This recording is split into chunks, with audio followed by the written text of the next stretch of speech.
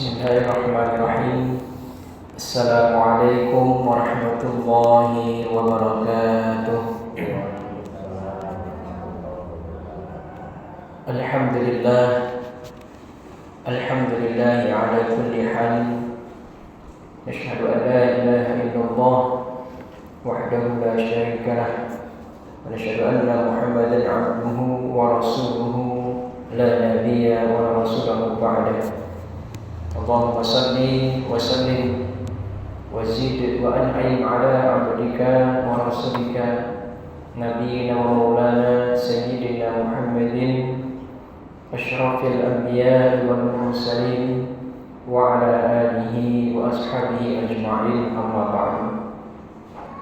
Bapak, ibu-ibu, saudara-saudari jemaah salat asar Masjid As-Shalihin yang dimuliakan Allah, yang saya hormati. Pertama dan yang paling utama, marilah kita senantiasa bersyukur kepada Allah Subhanahu wa ta'ala. Apapun yang kita hadapi dalam kehidupan, baik itu takdir yang kita sukai maupun takdir yang tidak kita sukai, tetaplah kita bersyukur kepada Allah, menjadi hamba-hamba Allah yang abdan syakur, pandai bersyukur. Kalau mungkin saat ini kita merasa sedang terkena sakit, maka tetaplah kita bermohon kepada Allah agar sakitnya kita itu menjadi salah satu penggugur dosa kita. Karena Allah tidak menurunkan sesuatu ujian dalam kehidupan kita tanpa ada maksud yang baik. Bagaimana sabda Rasul sallallahu alaihi wasallam, sekalipun hanya duri yang menusuk, tetapi kita tetap bersabar, maka itu menjadi penggugur dosa kita. Dalam riwayat yang lain, ujian itu juga akan menjadi terangkatnya derajat kita di sisi Allah Subhanahu wa ta'ala. Karena setiap kita umat muslim ditetapkan suatu derajat yang tinggi di hadapan Allah, dan seorang itu tidak bisa mencapainya dengan amalnya, maka Allah turunkan sebuah ujian dan dia diberikan kesabaran dalam menghadapi ujian itu, sehingga dia bisa sampai ke derajat yang tinggi itu. Jadi banyak sekali maksud Allah menghadirkan apapun takdirnya dalam kehidupan kita. Nabi Ayub alaihi salam diuji dengan penyakit, dengan meninggal anak-anaknya, hartanya habis. Bahkan warga sekitarnya ingin dia tidak di tempat itu karena dikhawatirkan penyakitnya menular ke warga yang lain. Itu menjadi suatu ujian yang sangat besar.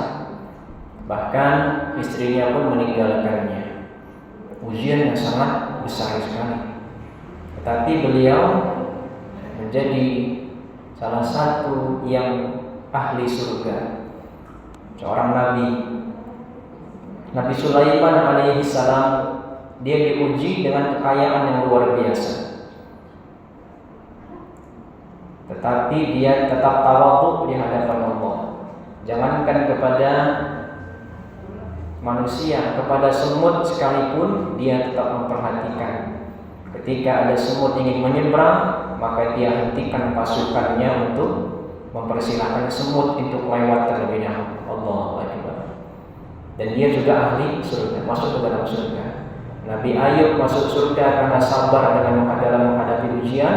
Nabi Sulaiman tetap bersyukur walaupun dia diuji dengan kekayaan yang melimpah.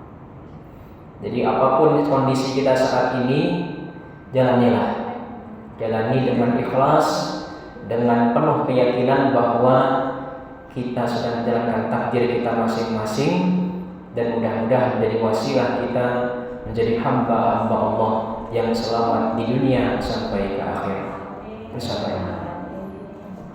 Dan tak lupa kita memperbanyak sholawat serta salam pada Nabi Muhammad sallallahu alaihi wasallam.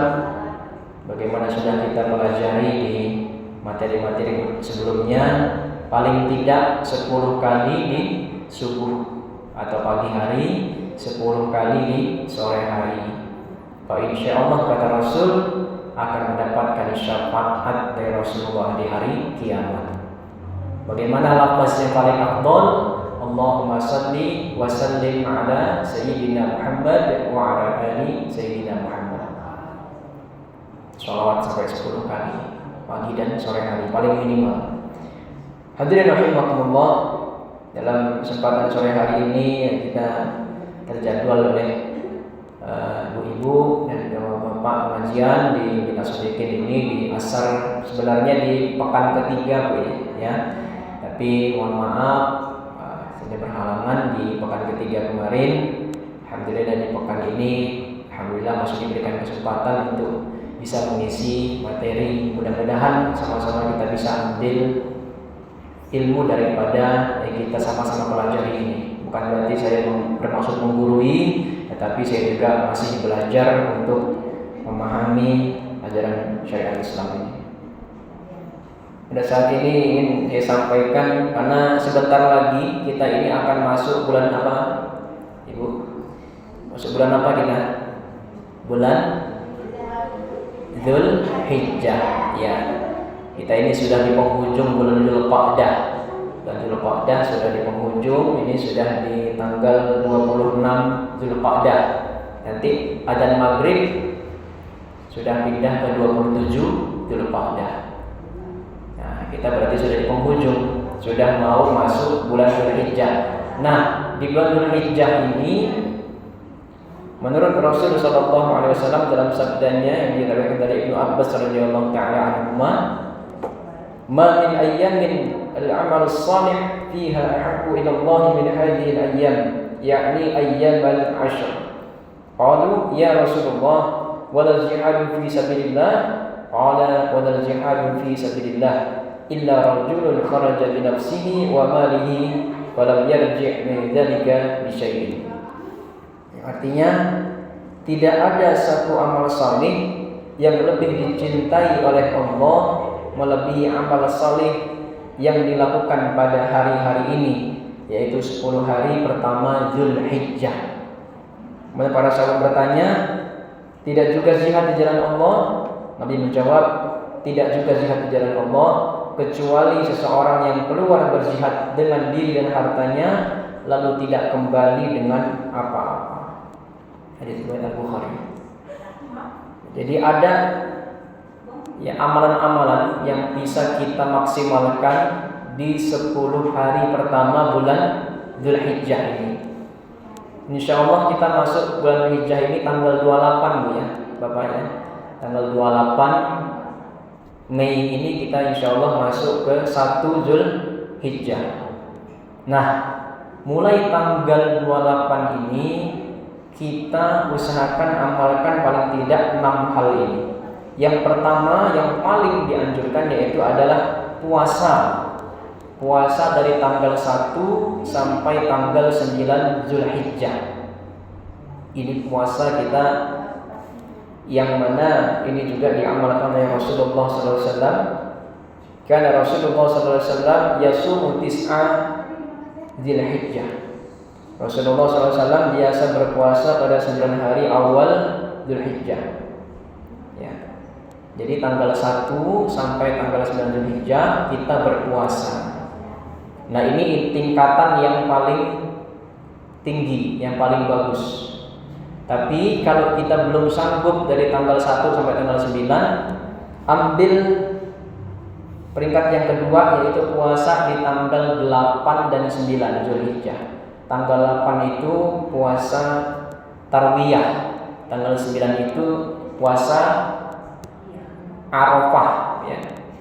Jadi saudara-saudara kita yang saat ini berangkat haji itu tanggal 9 Dzulhijjah itu ya wukuf di padang Arafah. Ya kita di sini berpuasa. Ya. Jadi kita paling minimal itu tanggal 8, tanggal 9. Enggak bisa juga jangan tinggalkan puasa sunnah Arafahnya, yaitu di tanggal 9 Dzulhijjah. Apa keutamaan puasa Arafah? Bagaimana Rasulullah SAW bersabda, "Siyamu yaumi Arafah ahtasibu 'ala Allah ayyukaffira as-sanata allati qablah wa sanata allati ba'dah." Puasa pada hari Arafah, aku berharap, kata Rasulullah, kepada Allah agar menghapus dosa 1 tahun sebelumnya dan 1 tahun sesudahnya. Hadis riwayat Muslim. Jadi Masya Allah, jangan kita tinggalkan puasa sunnah Arafah ini. Akan mengampuni dosa kita yang telah lalu setahun yang lalu dan setahun yang akan datang.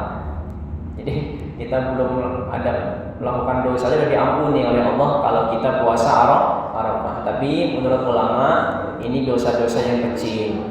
Dosa-dosa yang kecil. Kalau dosa-dosa besar harus bertaubat kepada Allah.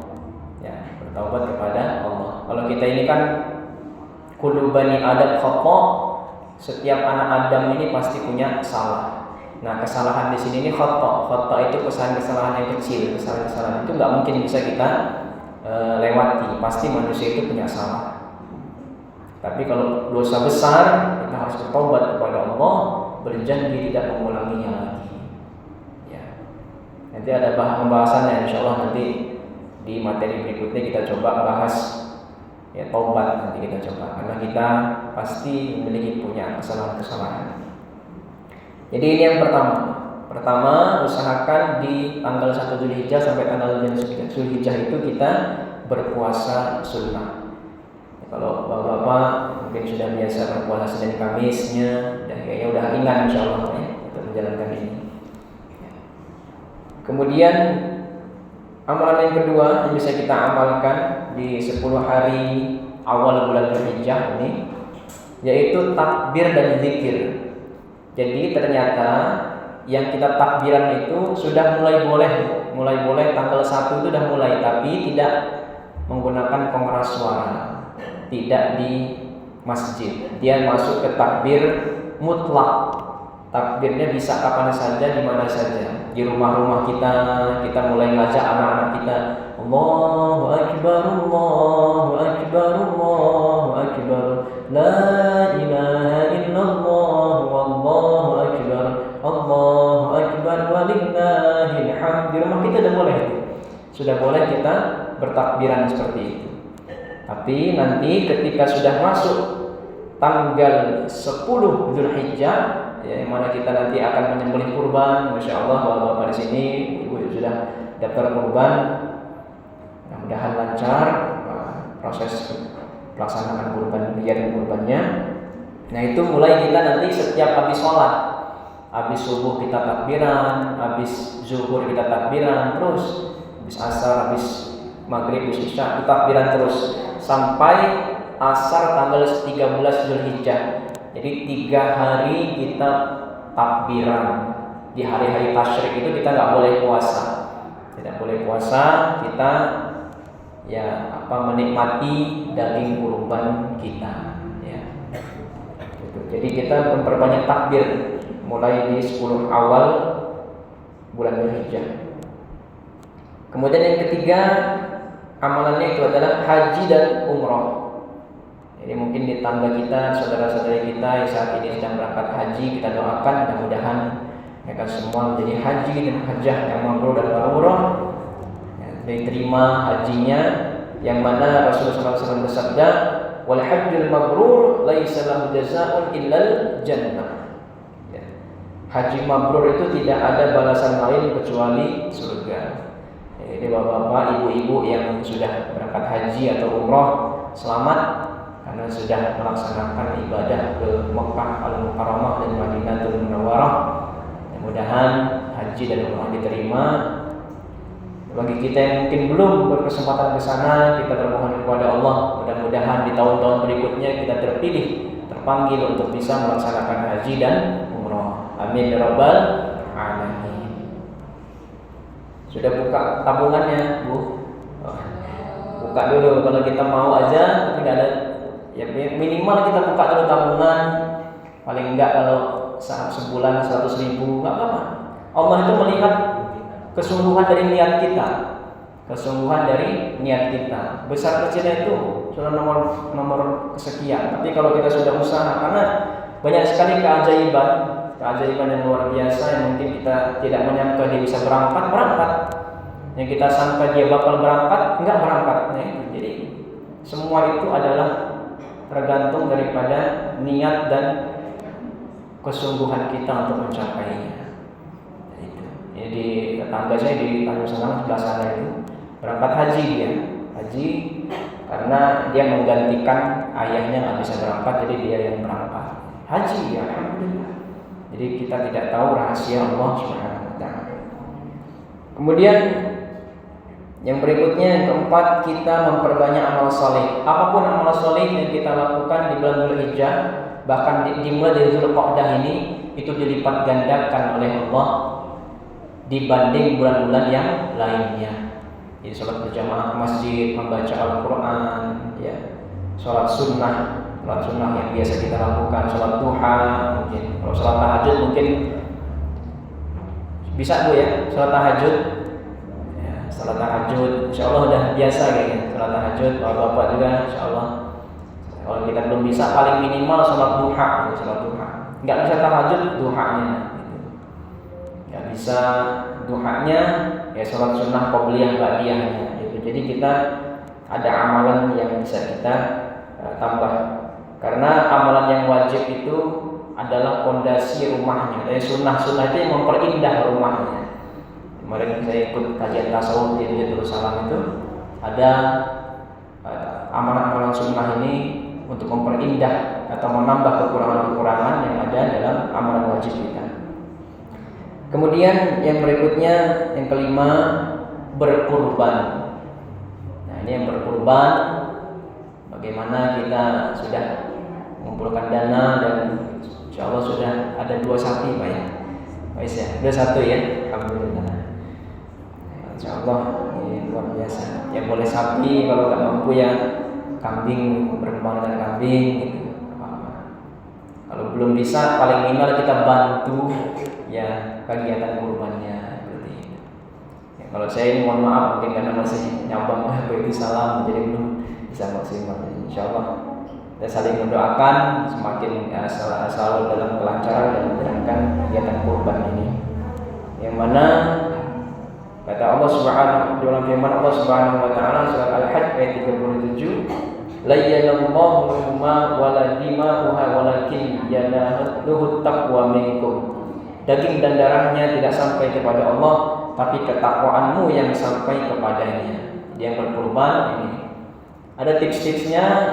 Di tanggal 1, mulai tanggal 1 Dzulhijjah, bagi yang sudah daftar kurban, jangan cukur rambut dulu, Kalau mau cukur rambut ya sekarang inilah. Nanti kalau udah masuk tanggal 1, jangan cukur rambut, jangan potong kuku, jangan mencukur rambut yang lainnya. Ya, ini disunahkan agar kita nanti bisa ikut menyimak atau menyaksikan hewan kurban yang kita kurbankan itu. Ya. Kalau selesai baru kita bisa cukur dan seterusnya.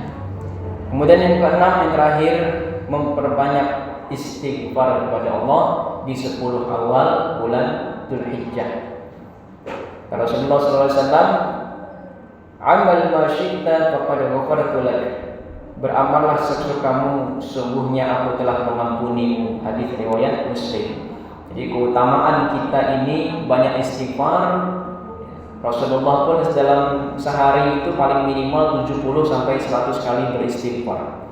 Padahal beliau itu maksum, dijaga oleh Allah dari dosa, tapi masih banyak beristighfar. Apatah lagi kita harus lebih banyak beristighfar kepada Allah, sehingga amal-amal kita ini bisa diterima oleh Allah. Karena yang menghalangi amal kita ini diterima adalah dosa-dosa kita. Nah, dosa-dosa kita ini bisa dihapus dengan istighfar. Memperbanyak istighfar. Hadirin rahimakumullah, Bapak Ibu yang saya hormati, yang dimuliakan Allah Subhanahu wa taala. Inilah 6 hal yang bisa kita maksimalkan di 10 awal bulan Dzulhijjah. Pertama sekali adalah kita berpuasa dari tanggal 1 sampai tanggal 9. memperbanyak takbir dan zikir. Kemudian bagi yang haji dan umrah, memperbanyak amal saleh, berkorban dan memperbanyak istighfar dan taubat kepada Allah di 10 awal bulan Dzulhijjah ini. Mudah-mudahan Allah Subhanahu wa taala menjadikan kita hamba-hamba Allah yang bersemangat dalam kebaikan dan dimudahkan untuk memaksimalkan 10 awal bulan Dzulhijjah ini. Amin ya rabbal alamin. Mungkin demikian yang saya sampaikan. Kalau ada yang mohon maaf, pada Allah mohon ampun. Kita akhiri dengan doa kafaratul majelis. Subhanakallahumma wa bihamdika asyhadu an la ilaha illa anta astaghfiruka wa atubu ilaik. Wallahul muwaffiq ila aqwamit thoriq. Wassalamu alaikum warahmatullahi wabarakatuh.